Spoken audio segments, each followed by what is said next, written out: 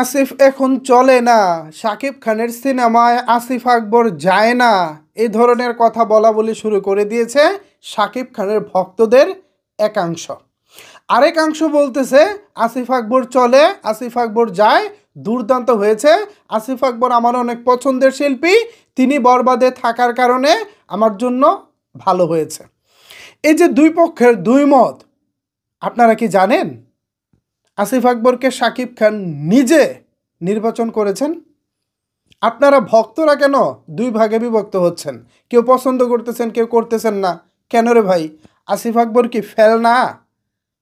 আসিফ আকবরের যোগ্যতা সম্পর্কে আপনাদের কোনো আইডিয়া আছে? আসিফ আকবর এখনো পর্যন্ত বাংলা চলচ্চিত্রে যতগুলো গান করেছে তার শতকরা ৯৯% হিট গান।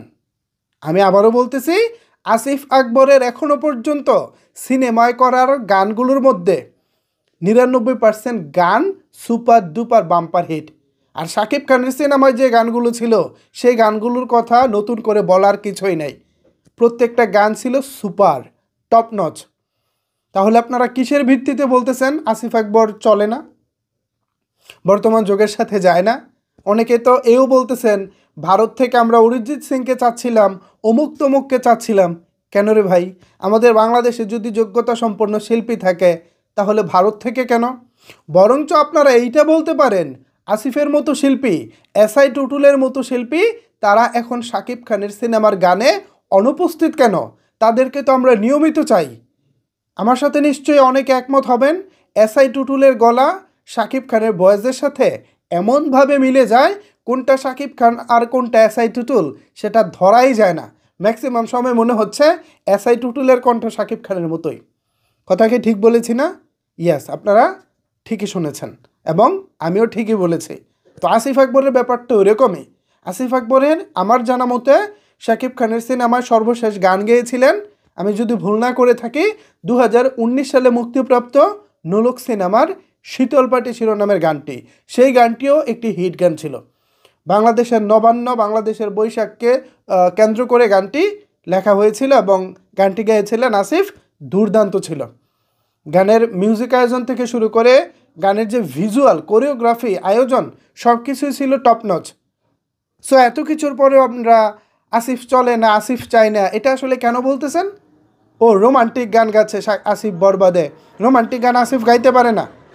জীবনের আর কোনো দিন সিনেমায় আসিফ আকবর রোমান্টিক গান গায় নাই? আপনারা যারা নতুন দিনের সিনেমার দর্শক আছেন, একটু আসিফ সম্পর্কে স্টাডি করে আসুন, একটু রিসার্চ করুন। আসিফ আকবর সিনেমায় কোন ধরনের গান গেয়েছেন, কোন ধরনের গানগুলো তার বেশি জনপ্রিয়তা পেয়েছে, আবার কোন গানে তিনি সফল, কোন গানে সফল না, এই বিচারটা আপনারা করে আসুন। আপনারা বুঝতে পারবেন একজন আসিফ আকবর যে কী। আর শাকিব খান কি আপনারা আমার থেকে বোঝেন কম? তিনি নিজে যেখানে আসিফ আকবরকে নির্বাচন করেছেন সেখানে আপনি আমি কে ভাই না বলার বা ভালো বলার? ভালো বলতে পারবো, খারাপটা তো বলতে পারবো না। যেহেতু স্বয়ং শাকিব খান আসিফকে নির্বাচন করেছেন, তার মানে আসিফ ভাই এখানে যোগ্য এবং সেই জন্যই শাকিব খান নির্বাচন করেছেন। কোনো প্রকার কোনো সংশয় রাখবেন না। আসিফ আকবর দারুণ একটা গান নিয়ে আসছেন বরবাদে, এবং কার রিপ্লেসমেন্ট হিসেবে আসতেছেন, কার পরিবর্তে এই গানটি আসিফ আকবর গাচ্ছেন, অতীতে কে গেয়েছিলেন, এ বিষয়ে আগামীকালকে ইনশাল্লাহ একটি ভিডিওতে কথা বলবো। ততক্ষণ ভালো থাকুন, সুস্থ থাকুন। আর এই বিষয়ে যদি কোনো কিছু বলার থাকে তাহলে নিচের কমেন্ট বক্সে জানিয়ে যান। ধন্যবাদ সবাইকে এতক্ষণ আমার সাথে থাকার জন্য।